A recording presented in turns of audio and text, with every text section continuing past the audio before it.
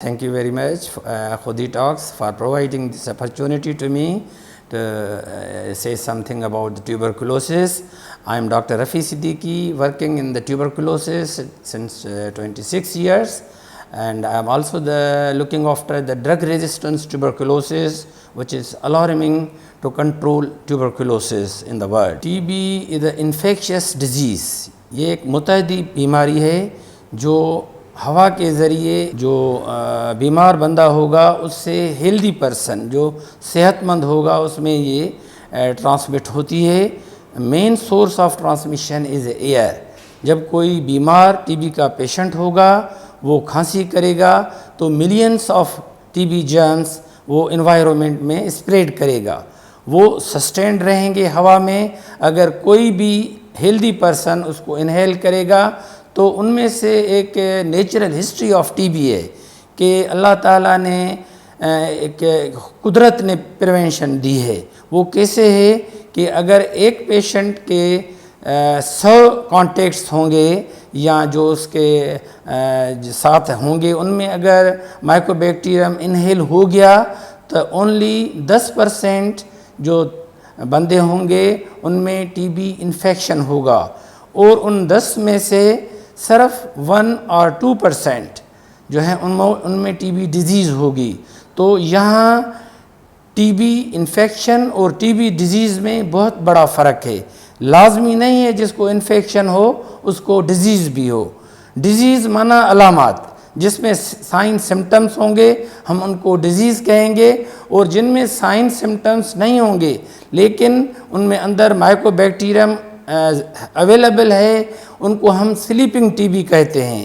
تو sleeping T B یا latent T B یا ٹی بی انفیکشن یہ وہ لوگ ہیں جن کے اندر مائکرو بیکٹیریم نیند کر رہا ہے, سلیپنگ کر رہا ہے, ڈورمنٹ ہے. معنی ایک تو ملٹیپلائی نہیں ہوتا ہے, ایک اس میں کوئی سائن سمٹمز نہیں ہو رہے ہیں.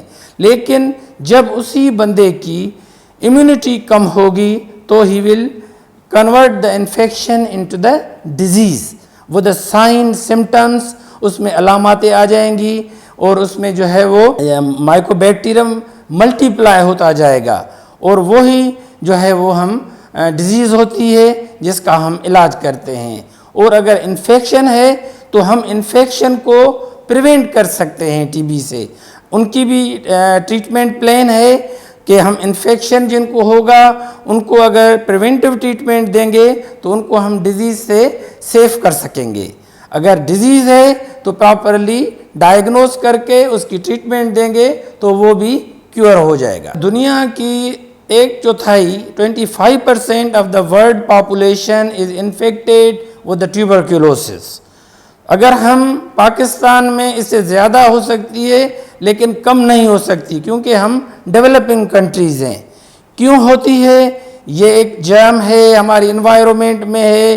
ہم اگر 1/4 ہی ہم اپنی پاپولیشن کا لے لیں تو ان میں یہ مائکرو بیکٹیریم پڑا ہے اور ڈارمنٹ ہے, اس میں کوئی سائن سمٹم نہیں ہے. ابھی ریسنٹلی ورلڈ ہیلتھ آرگنائزیشن نے کہا ہے کہ آپ ان کو پریونٹیو ٹریٹمنٹ دیں. تو تھرو آؤٹ دا ورلڈ ابھی پریونٹیو ٹریٹمنٹ ہو گئی ہے. تو اس سے کیا ہوگا کہ یہی لوگ ہیں جو آگے چل کے ان میں ڈیزیز ہوتی ہے تو ان کو ہم پریونٹیو ٹریٹمنٹ دے کے ٹی بی کی ڈیزیز ہونے سے بچا سکیں گے. کیوں ہوتی ہے؟